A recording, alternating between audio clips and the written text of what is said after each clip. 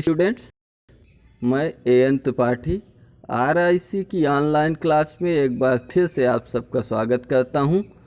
आज हम लोग रसायन विज्ञान के 5वें चैप्टर पृष्ठ रसायन, जिसे सरफेस केमिस्ट्री कहते हैं, के विषय में जानेंगे। सरफेस केमिस्ट्री या फिर पृष्ठ रसायन यह हमारा 5वां चैप्टर है। पृष्ठ माने सतह, किसी ठोस पदार्थ की सतह को ही पृष्ठ कहा जाता है। पृष्ठ पर होने वाली रासायनिक अभिक्रियाओं का यहाँ पर अध्ययन करेंगे कि किसी ठोस पदार्थ के पृष्ठ पर कौन और किस प्रकार की रासायनिक अभिक्रियाएं हो सकती हैं। ठोस पृष्ठ या ठोस सतह का तात्पर्य वास्तव में उन परमाणुओं से है जो ठोस की सबसे ऊपरी परत में स्थित होते हैं। जैसे ठोस लोहे का मान लिया कोई टुकड़ा है, या फिर लकड़ी का टुकड़ा है, या कोयले का टुकड़ा है, उसकी पृष्ठ पर कौन सी रासायनिक अभिक्रिया हो रही है, उसकी ऊपरी सतह पर कौन सी रासायनिक अभिक्रिया हो रही है, इस प्रकार की अभिक्रिया का अध्ययन ही हमारा पृष्ठ रसायन कहलाएगा, वही ऊपरी परत कहलाएगी। पृष्ठ रसायन की डिफिनीशन देखते हैं। रसायन विज्ञान की वह शाखा जिसमें ठोस पदार्थों के पृष्ठों अर्थात सतहों की प्रकृति तथा उस पर संपन्न होने वाले भौतिक रासायनिक प्रक्रमों माने प्रक्रियाओं या प्रोसेस या रिएक्शन का अध्ययन किया जाता है, पृष्ठ रसायन कहलाती है। पृष्ठ रसायन से संबंधित अध्ययन के निम्न 3 वर्गों में विभक्त किया जा सकता है। जो पृष्ठ रसायन है, पृष्ठ रासायनिक अभिक्रियाओं को 3 वर्गों में विभक्त करके इस चैप्टर को पूरे को समझाया गया है। पृष्ठ रसायन जो हमारा ये चैप्टर है, ये 3 वर्गों में विभक्त है। पहला अधिशोषण या एब्जॉर्प्शन, दूसरा उत्प्रेरक कैटालिसिस, उत्प्रेरक जिसमें उत्प्रेरण वगैरह से संबंधित अभिक्रियाएँ, धनात्मक ऋणात्मक स्व उत्प्रेरण, प्रेरित उत्प्रेरण, एंजाइम वगैरह की अभिक्रियाएँ, और थर्ड है कोलाइड्स, कोलाइडी विलयन वगैरह का अध्ययन किया जाएगा। तो पहला हम लोग स्टार्ट करते हैं अधिशोषण या एब्जॉर्प्शन। एक पदार्थ का किसी अन्य पदार्थ की सतह पर अस्थायी रूप से एकत्र हो जाना। एक पदार्थ है, जैसे मान लिया कभी हम कोई बोरे का टुकड़ा लिया, उस पर हम बार बार गंदा करके पैर आते हैं और पहुँचते जाते हैं तो उसमें दूसरा पदार्थ यानी धूल मिट्टी कण वगैरह एकत्र होता जाता है। कभी कभी हम घरों पे यूज करते हैं क्या, गमछे का, उस पर हम क्या करते हैं कि बार बार आते हैं, हाथ पोंछते हैं या स्नान करने के पश्चात अपनी शरीर को पोंछते हैं, तो इस तरह से धीरे धीरे उसमें धूल मिट्टी तेल के कण इकट्ठा होते जाते हैं। यह एक सामान्य घटना है। क्या? एक किसी पदार्थ की सतह पर दूसरे पदार्थ के कणों का एकत्र हो जाना एक सामान्य घटना है, सामान्य क्रिया है। जैसे कपड़ों पर धूल का जमा होना। कपड़े हमारे सफ़ा करके बिल्कुल टांग दिए गए किसी हुक में या खूंटी में, उस पर धूल के कण धीरे धीरे जमा हो रहे हैं। कपड़ों की सतह पर धूल का जमा होना, वस्त्रों का किसी रंग में रंगना, वस्त्र हैं, कपड़े हैं, उसको किसी रंग में रंगते हैं। सक्रिय चारकोल जैसे कि आपका होता है, उसकी सतह पर अमोनिया या ब्रोमीन का जमा होना, अमोनिया गैस या ब्रोमीन गैस का जमा होना सक्रिय चारकोल पर।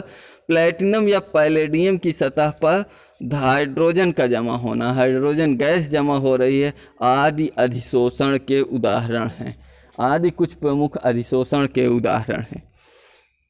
अधिशोषण इस प्रकार से होता है कि किसी एक पदार्थ की सतह पर दूसरे पदार्थ के कण या धूल या मिट्टी या वायु या गैस का जमा हो जाना, एकत्र हो जाना, सोख लिया जाना अधिशोषण कहलाता है। अधिशोषण की परिभाषा किसी पदार्थ की सतह पर किसी अन्य पदार्थ का एकत्रीकरण की घटना अधिशोषण कहा जाता है। अधिशोषण एक पृष्ठ रासायनिक प्रक्रिया है। अधिशोषण एक पृष्ठ रासायनिक प्रक्रिया है क्योंकि इसमें यह प्रक्रिया किसी पदार्थ के पृष्ठ पर होती है। अथवा दूसरी डिफिनीशन, अवशिष्ट बलों के कारण पदार्थों के पृष्ठ माने सतह पर उत्पन्न सांद्रता में परिवर्तन अधिशोषण कहलाता है।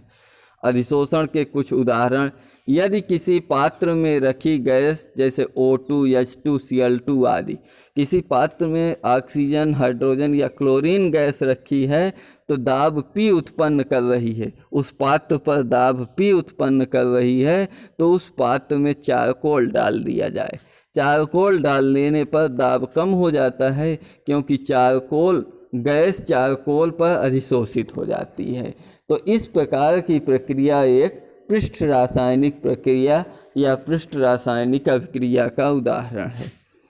सेकेंड उदाहरण है नम वायु में सिलिका जल डाल देने पर। नम वायु है, उस पर सिलिका जल डाल देने पर H2O अणु सिलिका के पृष्ठ पर अधिशोषित हो जाता है तथा वायु शुष्क हो जाती है। यह भी एक पृष्ठ रासायनिक अभिक्रिया का उदाहरण है। अब अधिशोषण से संबंधित शब्दावली, कुछ आपकी डिफिनीशन हैं जो अधिशोषण से संबंधित होते हैं। जैसे अधिशोषक, एडजॉर्बसेंट, किसी पदार्थ की सतह पर कोई अन्य पदार्थ जमा हो जाता है। जब किसी पदार्थ की सतह पर कोई अन्य पदार्थ जमा हो जाता है तो उसकी सतह पर अन्य पदार्थ जमा होता है, उसे अधिशोषक कहते हैं। जो उसकी सतह पर अन्य पदार्थ जमा होता है उस पदार्थ को अधिशोषक कहते हैं। उदाहरण, यदि अमोनिया गैस चारकोल की सतह पर जमा होती है, यदि अमोनिया गैस चारकोल की सतह पर जमा होती है तो चारकोल को अधिशोषक कहा जाएगा। चारकोल अधिशोषक होगा और अमोनिया अधिशोषित होने वाली गैस कही जाएगी। अब अधिशोषित, एब्जॉर्बेट, किसी पदार्थ की सतह पर कोई अन्य पदार्थ जमा हो जाता है तो पदार्थ की सतह पर जमा होने वाले पदार्थ को अधिशोषित पदार्थ कहा जाता है। उदाहरण, यदि अमोनिया गैस की सतह पर जमा हो जाती है, नहीं, यदि अमोनिया गैस चारकोल की सतह पर जमा हो जाती है तो अमोनिया गैस अधिशोषित की संज्ञा दी जाएगी कि अमोनिया गैस चारकोल पर अधिशोषित हो गई। अब शोषण, थर्ड से सॉर्प्शन, जहाँ अधिशोषण तथा अवशोषण तथा अधिशोषण की प्रक्रियाएं साथ साथ होती हैं। जब किसी पृष्ठ रासायनिक अभिक्रिया में अवशोषण अधिशोषण की प्रक्रिया साथ साथ हो रही है कि एक पदार्थ दूसरे पदार्थ को अपने में अधिशोषित कर रहा है, एक दूसरे को अधिशोषित करना चाह रहा है, दूसरा उस पर अधिशोषित होना चाह रहा है। दोनों प्रक्रियाएं अवशोषण और अधिशोषण साथ साथ होती हैं तो उन्हें सामूहिक रूप से शोषण या सॉर्प्शन कहते हैं। उदाहरण, चाक को स्याही में डुबाने पर, जब चाक को स्याही में डुबाते हैं तो चाक का पृष्ठ अधिशोषक का कार्य करता है, जबकि अंतराकाशीय स्थान अधिशोषण के लिए उत्तरदायी होता है। फोर्थ है अवशोषण, एब्जॉर्प्शन। जब एक अधिशोषक को एक अधिशोषित के संपर्क में लाया जाता है तो अधिशोषित अणु अधिशोषक के अभ्यंतर माने इंटरस्टेटियल स्टेट माने अणुओं के मध्य के स्थान में प्रवेश कर जाता है। अभ्यंतर में प्रवेश करने की क्रिया अवशोषण कहलाती है। विशोषण या डिसॉर्प्शन, किसी अधिशोषक की सतह से किसी अधिशोषित को अलग करना। किसी अधिशोषक की सतह से अधिशोषित को अलग करने की प्रक्रिया विशोषण कहलाती है। मान लिया एक पदार्थ दूसरे में अधिशोषित है तो दोनों को अलग अलग करना विशोषण कहलाता है। यह अधिशोषण प्रक्रिया का व्युत्क्रम माने उल्टा है। यह अधिशोषण, एक पदार्थ दूसरे को अधिशोषित कर रहा है तो यह अधिशोषण हुआ, उसका अपोजिट होता है, विपरीत होता है विशोषण। तो आज के डेट में हम यहीं तक का पढ़ते हैं। आगे अधिशोषण और अवशोषण में अंतर वगैरह, भौतिक और अधिशोषण के प्रकार, भौतिक अधिशोषण, रासायनिक अधिशोषण जैसी पृष्ठ रासायनिक अभिक्रियाएं कुछ आगे के टर्न पे हम पढ़ते हैं। मिलते हैं फिर अगले वीडियो में, तब तक के लिए जय हिंद।